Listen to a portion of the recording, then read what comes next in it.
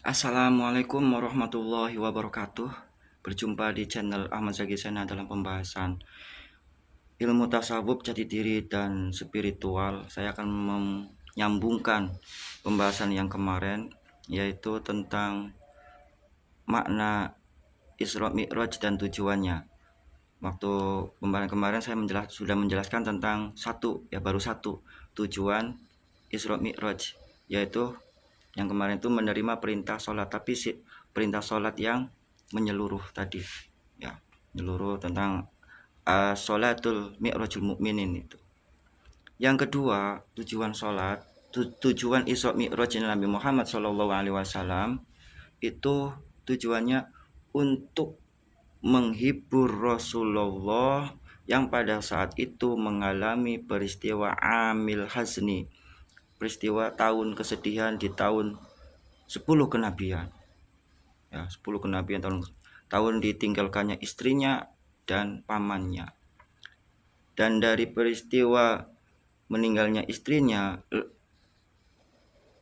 beberapa bulan, 10 bulan kemudian, jatuh di bulan Rajab, 20 Rajab, itu Allah Subhanahu wa taala mengisra mi'rajkan Nabi Muhammad sallallahu alaihi wasallam dengan tujuan untuk menghibur Rasulullah sallallahu alaihi wasallam dengan apa? Dengan memperlihatkan tanda-tanda kekuasaan Allah yang di langit. Kalau di bumi mungkin sudah Nabi Muhammad SAW melihat, sekarang ditunjukkan yang di langit, sebagaimana penduduk langit pun sangat merindukan akan keutamaan, kemuliaan sosok Nabi kekasihnya Allah yang sangat dicintai oleh seluruh alam dan dicintai oleh Allah Subhanahu wa taala. Jadi penduduk alamnya itu merindukan, Allahnya juga ingin menghibur kekasihnya yang sedang sedih. Sehingga apa, dalam perjalanannya itu dipertunjukkan tentang kekuasaan Allah. Makanya di dalam gerakan sholat itu ada suatu proses perjalanannya Nabi Muhammad SAW tentang melihat suatu keistimewaan atau kebesaran alam semesta. Itu.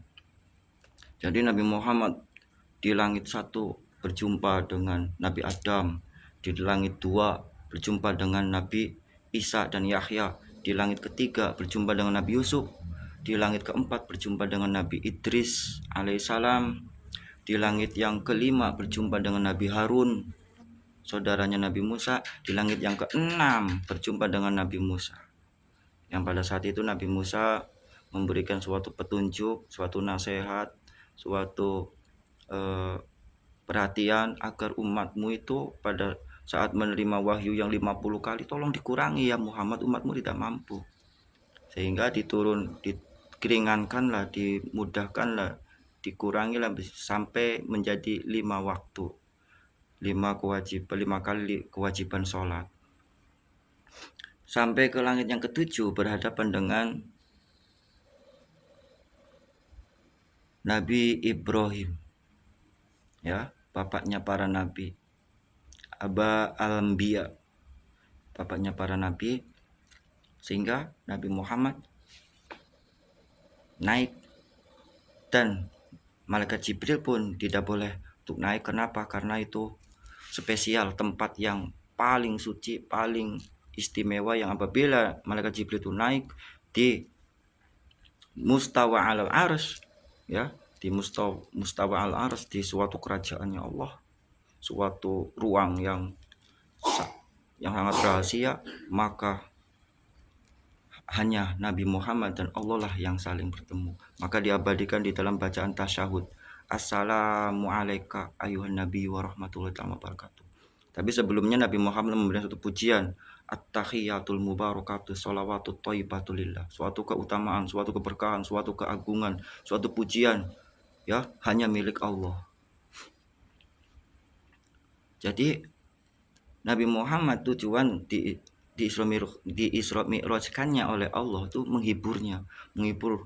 Makanya dalam langit itu ada suatu peristiwa-peristiwa, ditunjukkannya suatu peristiwa kejadian-kejadian yang akan terjadi pada umatnya, yang akan terjadi pada peristiwa di penduduk surga dan neraka.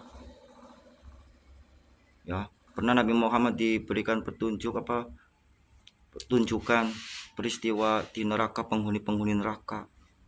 Orang yang riba, makan riba bagaimana, orang yang meninggalkan sholat bagaimana, orang yang minum minuman keras, orang yang memakan anak yatim, keadaannya itu gimana. Pokoknya intinya penyiksaan semuanya dari umatmu ya Muhammad, sampai Nabi Muhammad sedih. Pula diperlihatkan penduduk-penduduk ahli surga mencium bau aroma wangi seperti kasturi, wanginya harum sekali. Oh, ternyata itu adalah makomnya, harumnya pembantunya Fir'aun, yaitu Masyito. Dipertunjukkannya suatu keadaan umatnya yang bersedekah bagaikan menanam benih, tumbuh lagi. Setelah tumbuh, panen, tumbuh lagi. Panen, tumbuh lagi.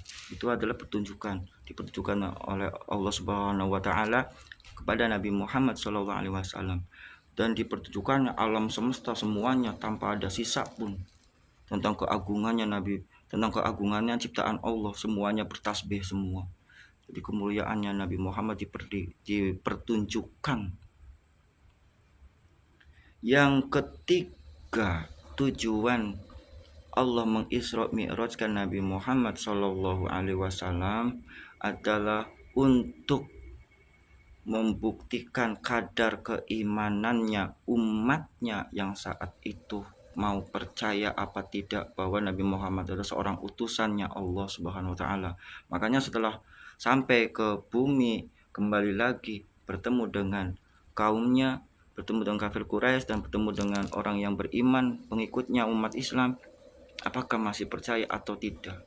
Itu membuktikan keimanannya Nabi Muhammad SAW, dan juga kepada kita, apakah kita percaya dengan peristiwa Isra Mi'rajnya Nabi Muhammad SAW. Kalau kita menjadi bagian orang yang percaya, alhamdulillahirabbil alamin.